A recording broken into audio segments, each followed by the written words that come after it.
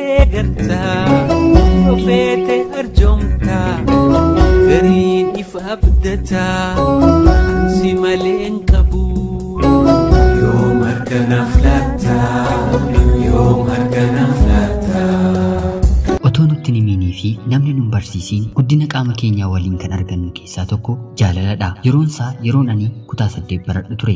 Ati immoo yeroos kutaa 12 baratta. Namoonni hedduu na ajaa'ibsiifatanii fi na dinqisiifatanis ani garuu nama tokko qofaaf akkan ta'u yoggasuma nan beekan ture. Gaaffiiwwan jaalalaa guyyaa guyyaan harka koorra gahan keessaa kanan keessummeessisiisuu danda'e gaaffii jaalalaa kee qofa ture. Ati waan ati ittiin na tuqxe beekuu baadhus siif jedheen lubbuu kooyyuu nan dhaban ture.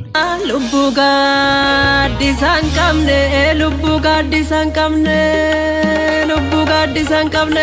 Ni yaadatta kiyyaa koo jaalalli keenya jaalala ijoollummaa waan tureef kan nutti naafanis ture. Atis akka carraa ta'ee milkooftee qabxiin maatirikii kutaa 12ffaa siif dhufee yuunivarsiitii deemte. Yeroo boqonnaa dhuftuttis ganna yeroo hundaa wal argina. Hanga wal arginuttis baay'ee wal dheebonna ture. Jaalala dhugaa fageenyaan hin daangoofnee fi ana hin jedhamne waliif qabna ture. Akka ati sirriitti na jaallattu allabbee kootiin nan beeka. Anillee akka ani si jaalladhu atis ni beekta. Dubbiin hedduun anaaf si gidduu deddeemanis anaaf si akka addaan hin baane irra deddeebisuun dirqisiisnee walitti himna ture. Ni yaadatta kiyyaa koo yeroo waggaa arfaffaa barattu appaarentii baate jaalala guddaa waan anaaf qabduuf bakkan ani jirutti magaalaa Naqqamteetti ture waliin dabarsine. Yeroo kanatti abbaan kee waan baay'ee isaan dhukkubaniif gargaarsallee hanga kanaatti waan hin qabneef yeroon ani argadhu nyaannee yeroo abnummoo waliin beelofne anis abbaa kee akka abbaa kootti sooraa waliin jiraanna ture. Hiriyoonni koo yeroon kana hundumaa si waliin taasisu akkan ani maraadhee fi sammuun koo sirrii hin taane yeroo hedduu natti himu. Yaa kiyyaa koo ani garuu jireenya koo guutuu waan siin filadheef namoota mamii fi shakkii anaaf si gidduutti qaban tokkollee keessummeessuuf keessi koon eeyyamne. Hiriyoonni koo garuu mucaan kun yeroo hojii qabatu akka si dagatuu fi garagalee si ilaalle natti himanii turani. Anaaf garuu jechi namaa kun waan hin fudhatamne ture. Ni yaadatta kiyyaa koo bara 2007 buufata konkolaataatti yogguun si gaggeessuuf deemu imimmaan guyyaa sanan boo'e akka ati narraa addaan baatee deemtu waan hin feeneef yogguun ani otoo nan amma waa tokko as kanatti of godhee hin hafta miti jedhee yogguu si gaafadhu ati immoo deebistee dhiisi jaalallee koo jireenya keenya fuulduraa sirreessuufan deema eebbi koos bara kana qofaa waan hafeef jireenyi keenya gaarii ni ta'a jettee guyyaa na sossobde sana ni yaadatta. Haaluma kanaanis jaalalli keenya itti fufee atis barattee dhuftee eebbifamtee deebite. Rabbiif galanni haa ta'u torbee tokko keessattis hojii argatte. Yogguu sana an kutaa 12ffaa xumureen qabxiin darbiinsa maatirikii na jalaa hafee ture. Atis dhiisii kanaan booddee anis hojii waan an qabadheef nan si barsiisa. Iddoo barbaaddetti deemtee barachuu ni dandeessa. Kanaan booddee wal bira teenyeeyyuu an si barsiisuu danda'a jettee abdiin jirre natti hortee turte. Haa ta'uutii abbaa kee waan baay'ee dhukkubuuf gargaarsa guddaa waan barbaadaniif akka ati isaan gargaartuu fi dhukkuba isaaniirraas akka dandamatani jechaa akkanumallee maatii koo kanaan booddee rakkisu jedheen gara Bishooftuutti faabrikaa keessa hojjechuuf imala koon godhe. Yeroo kanatti guyyaa hedduu tonguutiin wantan sirraa fagaadheef jaalalli keenya hir'achuu eegale. Yaa Rabbi yaa gooyta maaliif na jallifta jiraachuun jabaatte dirmadhu yaa gooyta keessa kiyya garta keessa kiyya garta.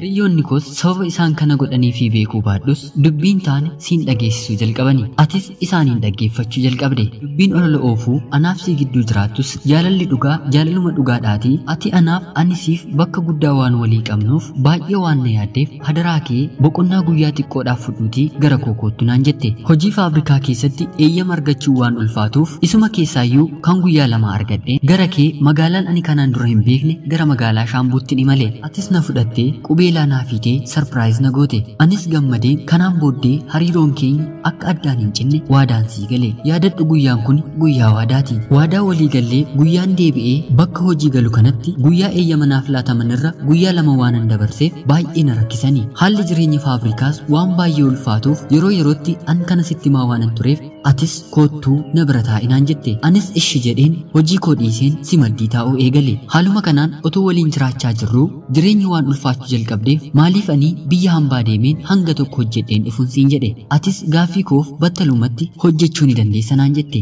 Anis jireenya keenya ni fooyyeffannadheen piroosesii magaalaa Finfinnee obboleettii koo bira taa'een eegale. Yogguun achi deemee jalqabu kanatti ati yaada kee jijjiirtee obboleettii kootti maal taatee maalitti hir'atee jennaan biyya hambaa deemti naan jette. Anis isa ati ana biratti walii galtee ishee biratti wanta biraa haasoftu sitti qabameen ture. Hinuma yeroon suni maatii koo biratti waraqaa kan ergite ture. Haa ta'uutii garuu dhimma amantii irratti akka anaaf si waliin galle aariin ati hin deemtu naan jechaa jirtus mataa waan natti jabaateef anis nan si dide amantii koo hin jijjiiruun jedhe. Guyyaan imala koos gahee biyya hambaatti imaluuf gaafan ani kottu na gaggeessisiin jedhu ati hin na didde. Si kadhadheen halkan guutuu na boosisaaf bulte. Namas sitti ergee jennaan haa deemtu ishiin abbaa manaa kabiraa qabdi heerumteetti naan jette. Anis otoon boo'uu fi gadduu biyya hambaattiin imale.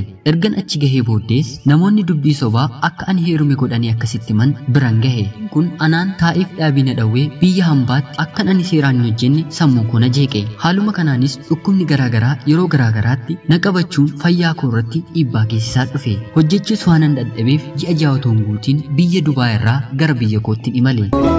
Etunaaf wayyina dirma dhugaa yoona siwaame moolana siwaame moolana. Ergan biyya koo dhufees bakka ati jirtu dhufeen dhiifama jilba keetti kufeen si gaafadhe. Dhiifamni ati guyyaa sana naaf goote sun jireenya koo kan jijjiire ture. Anis abdii lammaffaa jireenya koof nan horadhe. Haaluma kanaan ati bakka hojii kee ani obboleettii koo bira ji'a 10 magaalaa Finfinnee keessan taa'e. Yeroo kana hundumaatti guyya tokkoyyuu ati feetee naaf bilbiltee hin beektu. Baay'ees nan rakkadhe. Nama na gargaarus nan dhabe. Deebi'een biyya hambaatti imaluu barbaadus nama qarshii naaf liqeessu nan dhabe.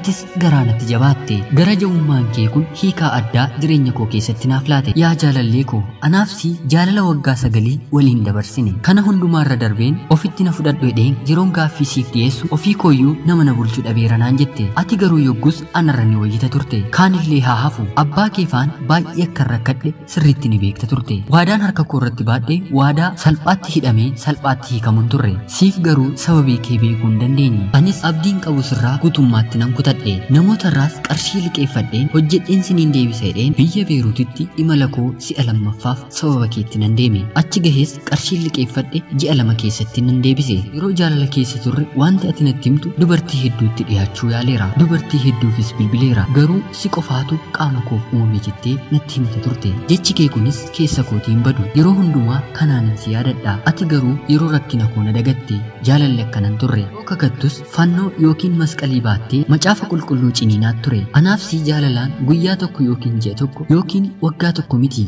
kan nuyi waliin dabarsine. Yoo xiqqaate walakkaa umurii keenyaa jechuu hin dandeenya. Waggaan 9 salphaa miti. Ani kana hundumaatti hiika laadhe jennaan ati garuu hiika dhawwatte.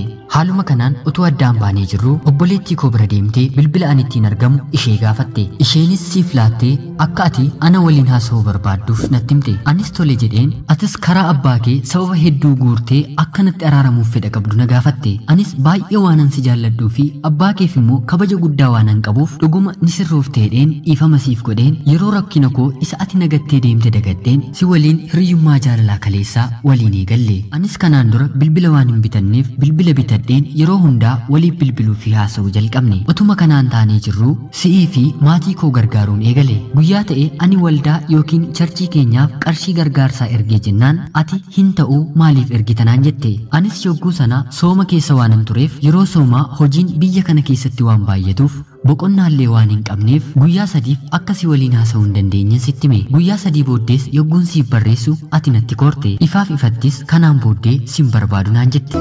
Yaa Rabbi yaa gooyta maaliif na jallifta jiraachuun jabaatte dirmadhu yaa gooyta keessa kiyya garta keessa kiyya garta.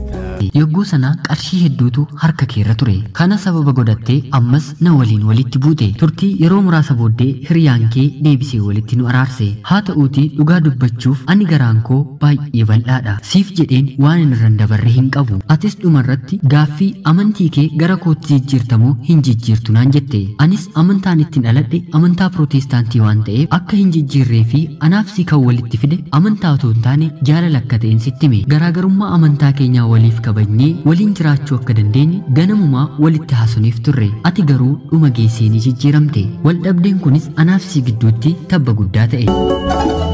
Joomni ilma namaa utan qabuhumaa joomni ilma namaa utan qabuhumaa. Ati atis yeroo ammaa kana hiriyaasi waliin fiildii tokko baratti fuudhuuf akka waraqaa ergattee cidha godhachuudhaaf akka qophoofteettu dhagaheera. Waaqayyo jireenya kee siif haa eebbisu. Ati garuu otoon ani heerumee ijoollee 2 godhadheeyyuu otuu hin fuune ta'ee akka dhuftee natti heerumtu oolmaan yeroon abbaan kee dhukkubsate ani siif oole akka yeroo kamiyyuu sammuu kee keessaa hin banne yoon dagadhees imimmaan kee cubbuu akkanatti ta'u jettee turte. Ani garuu sin abaaru Waaqni hojii kee siif haa laatu. Ani maqaa kee hin dha'u maqaa kee